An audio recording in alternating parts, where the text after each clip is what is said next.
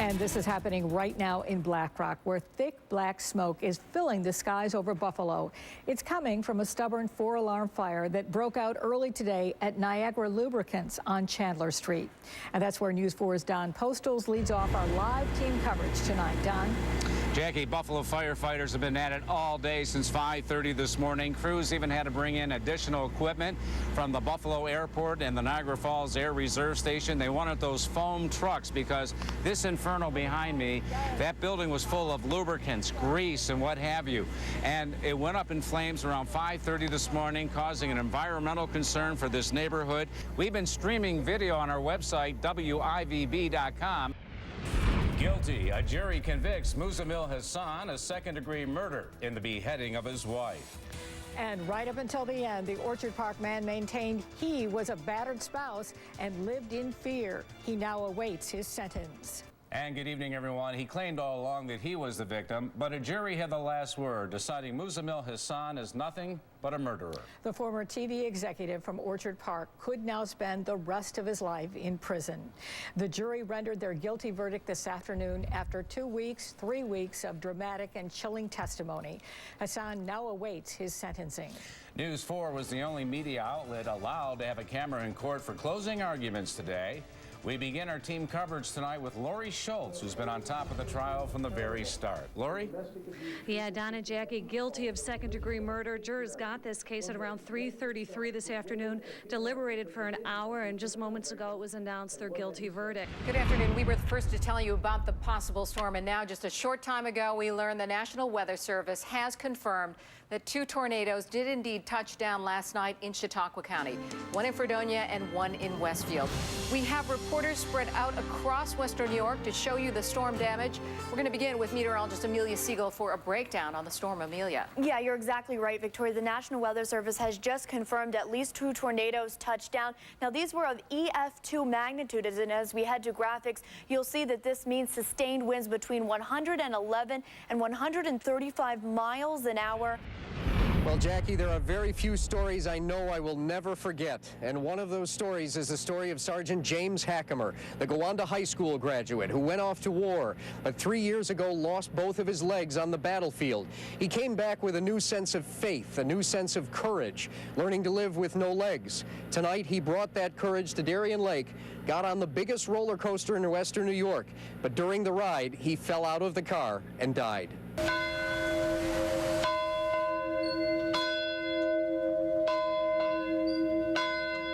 They have such a great strength that amazes me. They're an American-believing family that you fight for your country. In a family of 6 children, 4 served in the military, but none paid the price that the youngest did. When he found out that he lost his legs, he cried for a week. James Hackemer grew up in a farmhouse outside of Gowanda, graduated from Gowanda High School, and went on to become a sergeant in the U.S. Army. And he was the lead convoy. And his father, Navy veteran John Hackemer, describes the day in March of 2008 when the Humvee James was riding in ran over an improvised explosive device in Iraq. An Army medic in the next vehicle rushed to his side. He said he got out of the vehicle, went to the side door, opened the door, pulled James out, woke him up, said, "James, stay with us." James's heart stopped twice, once in the Army helicopter and once in the hospital. He spent months in a coma. He was brain dead, but the family would not let them pull the plug. But his father said this, "James, in the name of Jesus Christ, open your eyes." At that instant, he blinked his eyes. His brother John, 2 years older, said to him, "James, don't worry, if you can't walk, I'll carry you." And for 1 year, he carried him. He bathed him, he took care of him, he fed him, everything. I was really fortunate to be put into this position and really glad that I could be there for James. It's like, it has created a purpose for me in my life. Nearly 7 months after the blast, he was finally able to come home, temporarily. That's when he first told us of a vision he believes he had, of heaven and hell, that day when he died twice. I remember going on this, like, it seemed like a railroad or something, like a train down to this pit, like molten rock and stuff. Just people all down there like screaming. I was going down there. I couldn't stop from going down there. I was so scared. I remember the Army grabbed me and pulled me out. And then I remember going to this bright room. It was like the most beautiful room I've ever sat in my entire life. Just there was people there, just there like comforting me. James, everything's gonna be okay. It was that vision and the hope of raising his two little daughters as a now divorced dad that would help carry him through years of rehabilitation. I want to live my life to the fullest from here on out, and no regrets. Just looking forward to my life ahead of me. He never was angry. He never gave up. He always kept looking forward and just lived life. Even pro athletes took notice. Enjoy the game, bud. Enjoy the game, bro. Thanks for the support. The Bills invited him onto the field for a road game in New England, where James was going through rehab. I consider up in Boston like my rebirth, because I had to learn how to do everything. I had to learn how to talk, write, read, see, eat. After 3 full years in and out of rehabilitation, he finally came home to stay this past April. I never thought I'd see this day. He wasn't limited, and he really, that's all he wanted. He wanted to just push forward and do as much as he could. That thirst for life is what brought him to Darien Lake. His mission was to get on the Superman. When you saw him get in, did the workers know that he was handicapped? Oh, yes, they did. They knew he was handicapped. He had no legs. The lap restraint system couldn't hold James in. He fell out on the last hill. News 4's George Rickard is live in Genesee County tonight with the latest. George? Well, Jackie, there are very few stories I know I will never forget. And one of those stories is the story of Sergeant James Hackemer. An adult male guest came out of the ride of steel roller coaster, and we are saddened to report that the guest has passed away. I did talk with Hackemer's father and mother here tonight. They didn't want to be on camera, but when asked about him going on that roller coaster, they told me that's exactly what he wanted to do. He wanted to live. However long he was on that ride, a minute and a half. Yeah, it had to have been the best time in the last 3.5 years. None of us hold Darien Lake accountable. James knew what he wanted to do, and there was no denying him when he was on a mission. That's all he talked about. And they've always overcome everything with such a positive outlook. Not like, why did this happen to me, but what can we do to make it better? And it's a family that I admire. We had 3.5 years, though, with James that we were told we would never have. You know, it isn't how long you live. It's what you do when you live and what you experience when you live. But he experienced more in his lifetime than most people do in 80 or 90 or 100 years. Everybody that he touched will always remember James and James's story, and that in itself is a legacy.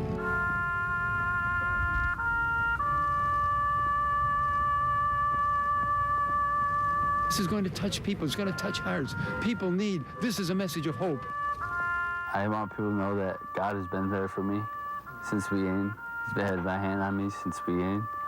I want people to know that he is there for everybody. No matter what they're going through, know that he's always there by your side. So if you're down, just go turn to him. He'll pick you right back up.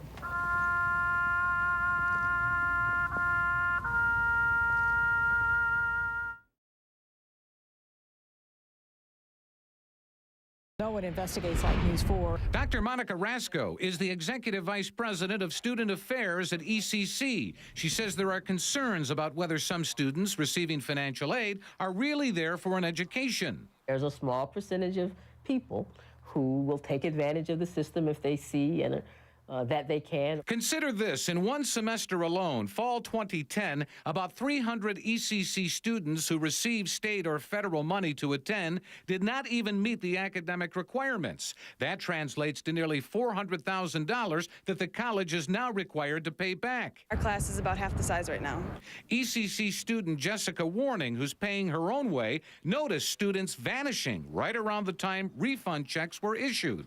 3 or 4 weeks ago, a lot of kids stopped showing up to our lab class, and we asked where everyone was, and they said that the financial aid checks came in, so people just were staying in school until the checks came in, and then we're not finishing the classes. New at 11, a story that came to us through our News 4 Facebook page. What would you do if you saw driver after driver rolling through a stop sign near your house? A homeowner in South Buffalo took out his video camera and had no trouble catching lawbreakers in action. And tonight, neither did we. News 4's Michelle McClintock reports. We wanted to see just how bad it was. We didn't have to wait long. Were you aware that there was a stop sign there? Within less than a minute, we spotted this driver who says he wasn't familiar with the area. Back there, that you just went through? Partially, Bob. I didn't pay attention to it, really. Driver after driver went through the stop sign. There was a stop sign back there that you just went through? There's a stop sign? You kind of just rolled right through it? Oh, no, there's not. I stopped. Rick posted his video on YouTube, then WIVB's Facebook page. I think News 4 does a great job of, bringing the stories to the people that are important. Fix that up. It can't cost that much to put a sink in. Lynn Schaefer and her senior church group thought they were renting a shelter with a usable sink and running water.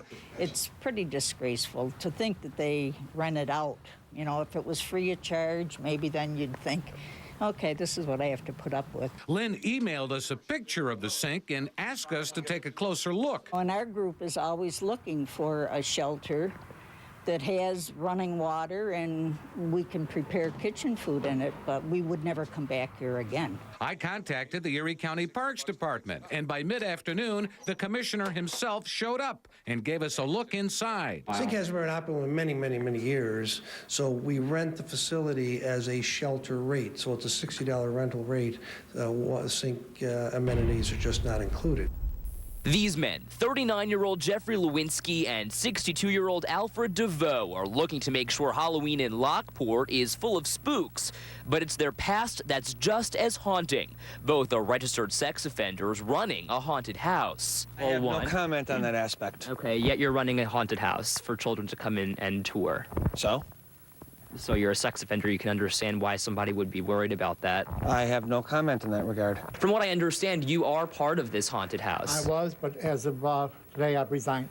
Why did you resign today? Because I don't need the hassle. I've been on this thing for 10 years. Not the haunt, but registry. I've had no problems, and I don't need no problem. But what they're doing is completely legal. Lockport police say unless a sex offender is on probation or parole, which these two guys are not, New York State is allowing them to live life normally, even running a business with no conditions, even if it involves children. There will be no night terrors this Halloween in Lockport. Tonight, the owner of a haunted house on Washburn Street told News 4 that he decided to shut it down. The decision comes less than 24 hours after we first told you the attraction was run in part by 2 convicted sex offenders.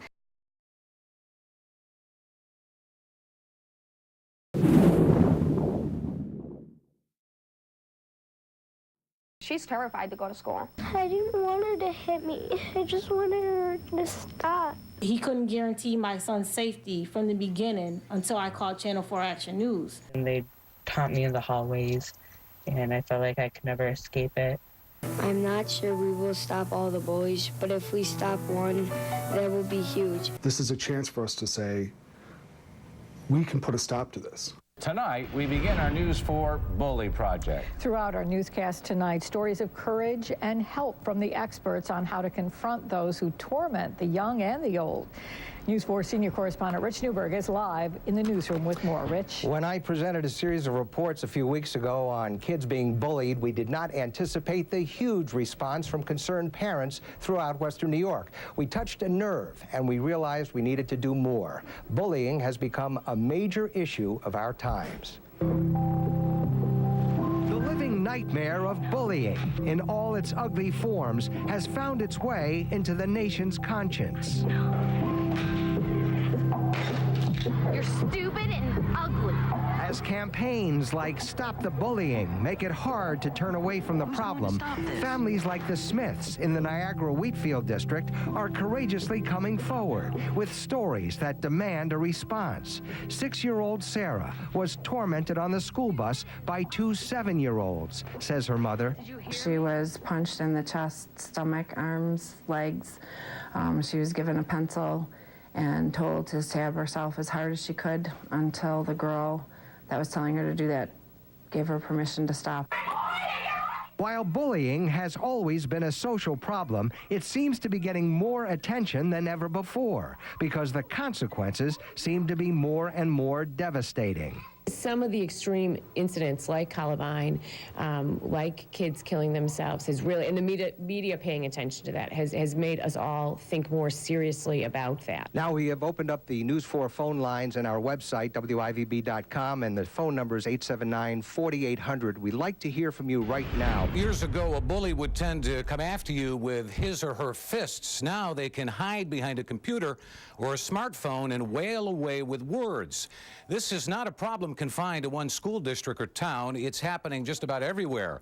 And no one knows that better than middle and high school kids. That builds up and you feel so alone to the point that you don't think you can handle anything anymore.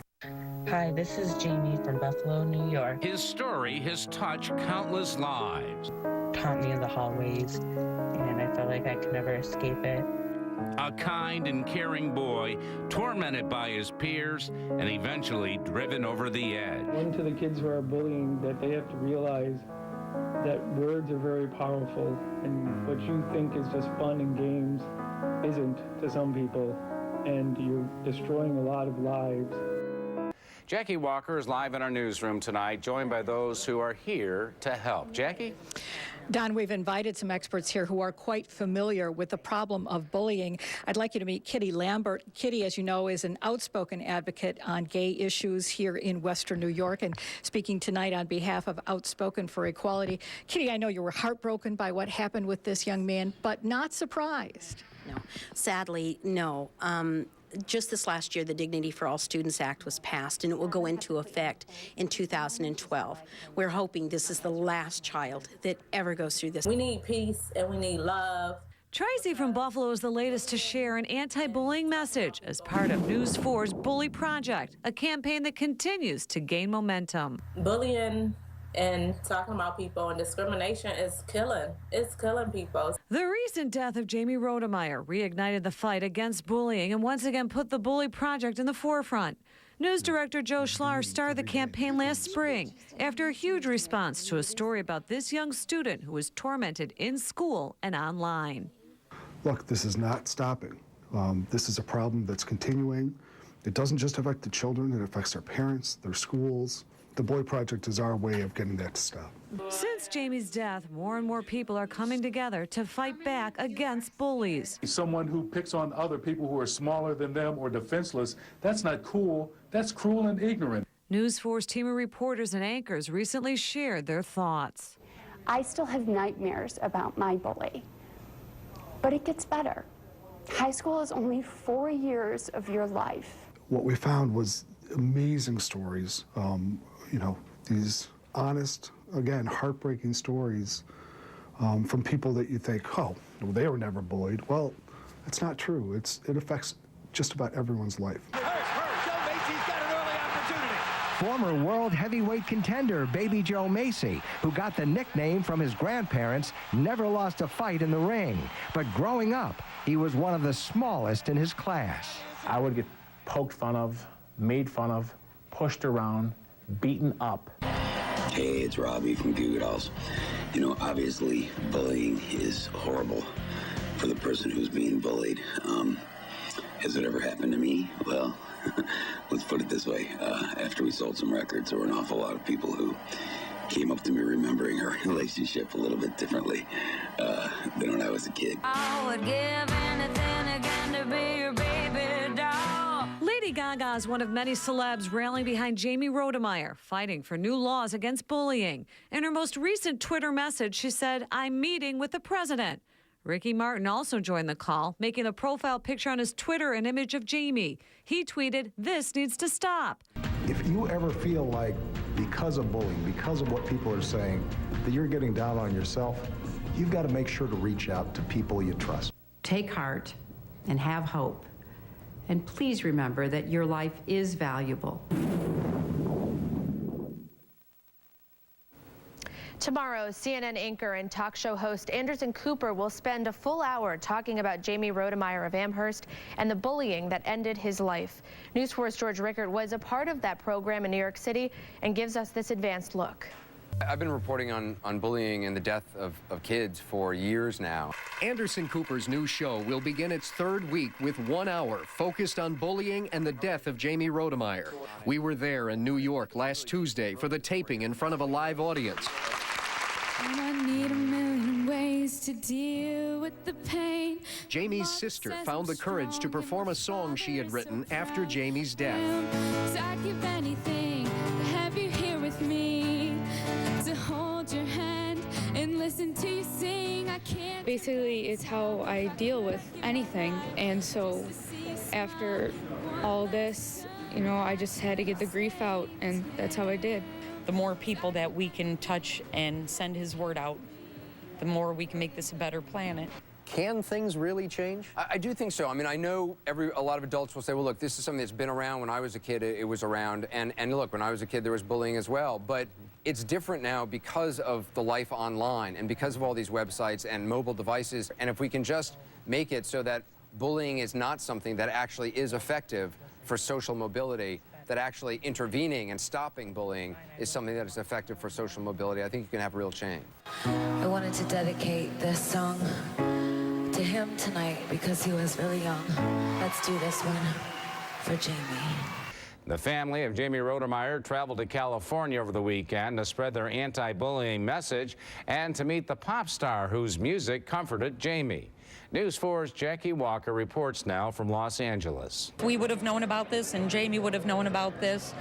Something tells me he would still be here with us. The Rodemeyers say they will likely work with the Trevor Project to spread the message about its crisis intervention services and spare other people their pain. We're going to get that word out that there's help for these kids, and things like this, what happened to Jamie, should never ever happen again. Many of the stars who walk the red carpet say they understand the need for greater understanding of the differences among us.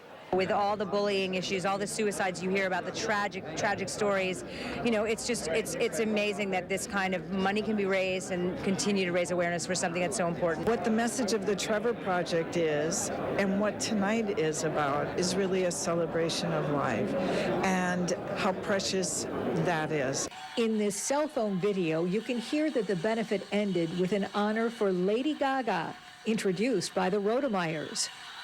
We are very proud to present the Trevor Hero Award to Lady Gaga. She, in turn, paid tribute to Jamie. I appreciate this award so much, but truthfully, I am not the hero. The hero is Jamie. This is the beginning of what I hope is change in regards to how our students feel in school. I can't promise you or anyone else here this evening that it's going to change overnight, but I can promise you that we will work as hard as we possibly can as a school district. It definitely changed my perception about a lot of things because I'm not even gonna lie, I'm one of those people who you might consider a bully in all senses, but now looking at something like this, it's like, why even do that? Mr. Higgins, imagine a world without bullies. Your leadership can make a difference. We need a tougher laws for bullying because I don't think the laws right now are doing anything much. Schools and communities need proper resources to teach children the effects of bullying. We need to start anti-bullying programs. We need your help to make things better in our world. And I know that Congressman Higgins was moved by these letters too. And I have a surprise for you this morning.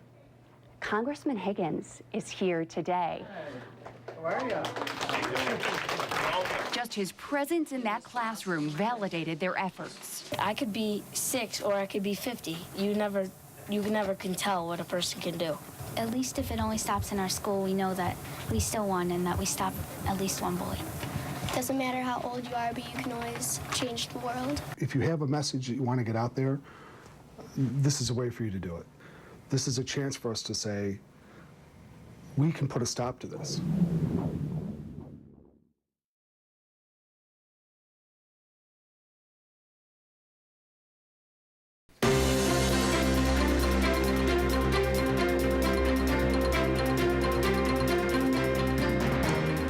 To bring you a special assignment we've been working on for some time now. News 4 has selected its first person of the year.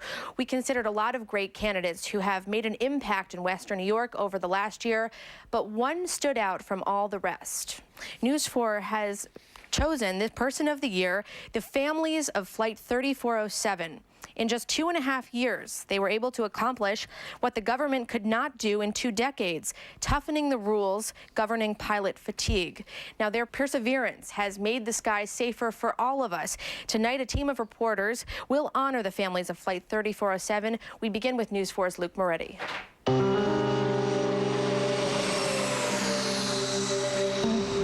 It's the worst nightmare any family could have.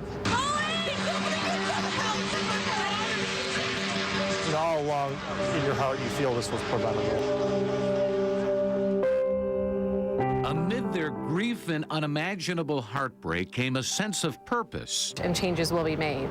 Almost immediately, the families of Flight 3407 started mobilizing. Something went terribly wrong aboard the Continental Connection flight from Newark, New Jersey to Buffalo that February night in 2009. Either state police or sheriff's department need to find out if anything is on the ground. This aircraft was 5 miles out, and all of a sudden we have no response to that aircraft. In this case, I don't see any evidence that he ever understood the situation he was in. Pilot error was one of the chief causes that led to the deadly crash in Clarence Center, according to federal investigators. The National Transportation Safety Board concluded that the pilot's performance was likely impaired by fatigue. I think this crew went from complacency to catastrophe in 30 seconds. Yes. And they didn't see it coming. The families made calls and visits to Congress and met with President Obama to advocate for aviation safety improvements. They were in Washington for NTSB hearings on the crash. I think that, and I told the families this, we prayed together. And shared our thoughts. The focus on this terrible tragedy is going to, I think, galvanize not just the families here, but many of us in the Congress and the American people to demand that serious changes be made. They knew it would not be easy, but that did not stop them. Washington's a very tough place, and the bureaucracy beats you down and beats you down until you give up. And the challenge is not to give up. There's the Federal Aviation Administration, which has been criticized over the years for not acting fast enough on safety recommendations issued by the NTSB. Mary Schiavo, formerly an Inspector General of the U.S. Department of Transportation, has been critical of the agency for that reason. She came to Buffalo along with other airline safety advocates not long after the 2009 crash. Real bottom line is always money. They're afraid it will cost the manufacturers or the airlines money, and they really don't like to do that. Schiavo was joined by Bob Manetti, who lost his son in the 1988 Pan Am flight disaster over Lockerbie, Scotland. It takes people like us, and hopefully other people, to get them to do the things that they're supposed to do. It would take a citizens' army to effect real change. And in the closing days of 2011, nearly 3 years after the crash, there would finally be some light emerging from the darkness. We really have addressed the major issues that the family asked us to address, and concerns that people have had for 25 years that have worked on this rule. This is a big deal today. It's a big deal because for 25 years, people have been talking about this and haven't done a dang thing about it. And we have. The FAA came out with new rules aimed at combating pilot fatigue. The long fight for new safety standards struck a chord with federal regulators. This is a great day for aviation safety. The 3407 families who lost the most finally broke through the layers and layers of government bureaucracy. the rule that we're announcing today is, I think, the very best safety rule for the flying public, for people who get on these regional planes in communities like Buffalo or Peoria, Illinois, and entrust their lives to pilots who they believe are well-trained and well-rested. Among other things, the rules would limit the maximum time a pilot can be scheduled to be on duty and require that pilots receive a minimum of 10 hours rest between duty periods.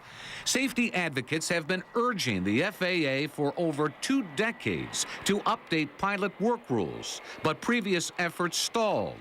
The crash of Flight 3407 revived the debate, and the families would not give up. It took a long time. It shouldn't have been this long, but, you know, at least we've crossed the finish line. In terms of pilot fatigue, the world will be a different, better, and safer place, and it wouldn't have happened without the families.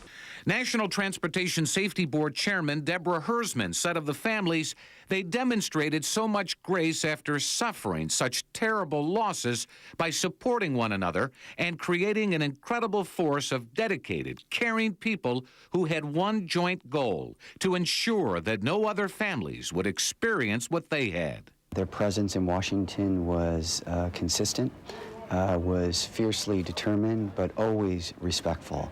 And what they were able to do in 2.5 years, the National Transportation Safety Board wasn't able to do in 2 decades. The new fatigue rules won't cover cargo carriers, but will apply to passenger airline pilots nationwide, once fully implemented in a couple of years.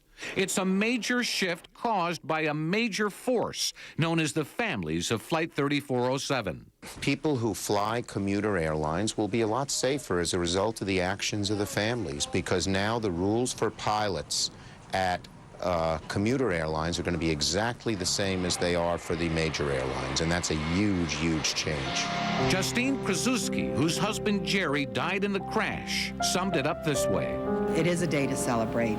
No, it won't bring our loved ones back, but we will celebrate and knowing that they did not die in vain. And that was News 4's Luke Moretti reporting. And for the families of Flight 3407, this month's aviation rule change came with a lot of emotions. But in the end, many of them celebrated that their loved ones did not die in vain. Senior correspondent Rich Newberg sat down with some of the families. For John and Marilyn Kausner and so many of the 3407 families, the holidays without their loved ones are especially difficult, knowing their deaths could have been prevented. We lost our loved ones because of bad practices, both in training and certainly fatigue. Practices that the pilots and the NTSB have been trying to change for 25 years. Ellie Kausner would have turned 27 12 days before Christmas, but her young life was cut short by the crash of Flight 3407. But Ellie continues to be the inspiration behind the Kausners' tireless drive to make flying safer for us all. I'm here because of Ellie. Fully cognizant of the fact that without a doubt, she would be there if one of us was on that plane. Public hearings such as this are exercises in accountability. With their loved ones always in mind, the families of Flight 3407, some traveling to Washington more than 40 times, won their first battle to strengthen aviation safety rules. The first victory was in combating fatigue in the cockpit. This is a big deal today. This is as far as our government has ever gone. Coming together as a group made all the difference, says Marilyn Kausner. If John and I had to confront the truth of how our daughter died alone, I think our temptation might have been to withdraw and just be angry. Jim Neal, who lost his daughter, Jennifer, in the crash, wanted to make sure no families grieved alone. He hugged them and prayed for them constantly, giving them comfort, even while enduring his own pain. By strangers who smile and nod to us, who come and embrace and hug us.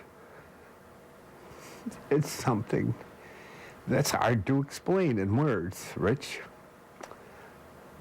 but that's our great solace. Jennifer was carrying a child. This was the last picture taken of her. 6 or 7 hours before her death. And she was displaying a picture of her sonogram baby Ernie West had 2 beautiful years with his daughter, Summer, before he lost his life in the crash. With our daughter being so young, you know, we were looking forward to each Christmas being, you know, wide-eyed and innocent, you know, and actually reliving our youth through her. Wow. This home video was taken less than 2 months before the crash.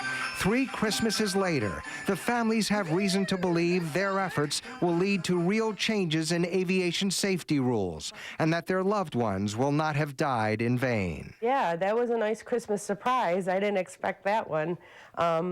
You know, there's still a lot more work to go, but it's nice to actually have, you know, something for once said, okay, these are the rules. This is what we're going to implement. Many of the families feel the presence of their loved ones as they move forward with their cause. Some believe their loved ones are looking down from a better place with great approval. Are clapping and smiling and saying, look what you've done, not just for us, but for the whole of the country. And that was Rich Newberg reporting. And to watch these stories honoring the families of Flight 3407 again, just click on our website, WIVB.com. We're posting a link right on our homepage. Call for Action Sale Waters has more now on a News 4 campaign tonight, reminding you to think before you text. Mobile phones are used for everything from talking to texting to buying movie tickets. But on the highway, they can be deadly. That's why WIVB-TV and CW23 are launching a year-long campaign called Think Before You Text, featuring these rubber thumb bands as a reminder. And it's just a way to draw your attention and remind you as you're driving that, oh, maybe I ought to put that phone back down on the seat, put it away in the storage compartment.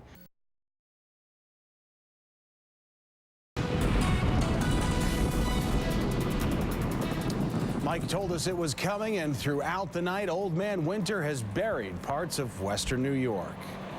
Good morning. We have team coverage following this weather alert to make sure your morning is as smooth as possible. Meteorologist Mike Syka kicks things off from Weather Watch 4 this morning. Mike. Thank you, guys. Yes, snowy start to the day across the region. Well, thanks, Mike. I'm down here at the Thruway and here at the Cloverleaf section of the 90 to be exact, where traffic is moving, even though it's a little bit slow, but it is moving, and that's the good part. But whether you're hitting the highway or driving around town, you can expect some delays this morning.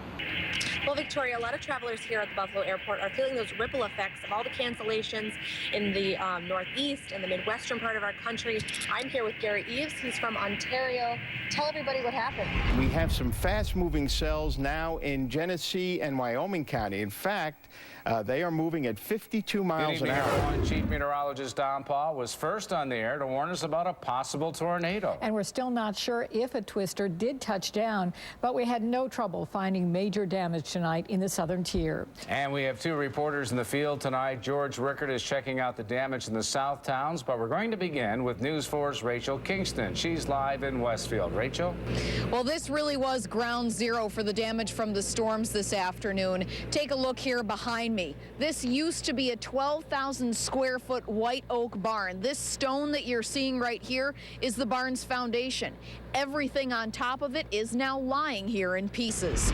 News 4 is getting a bird's eye view of the damage left behind by the powerful storms. Meteorologist Brian Shaw has the revealing video. Oh, wow. All those trees.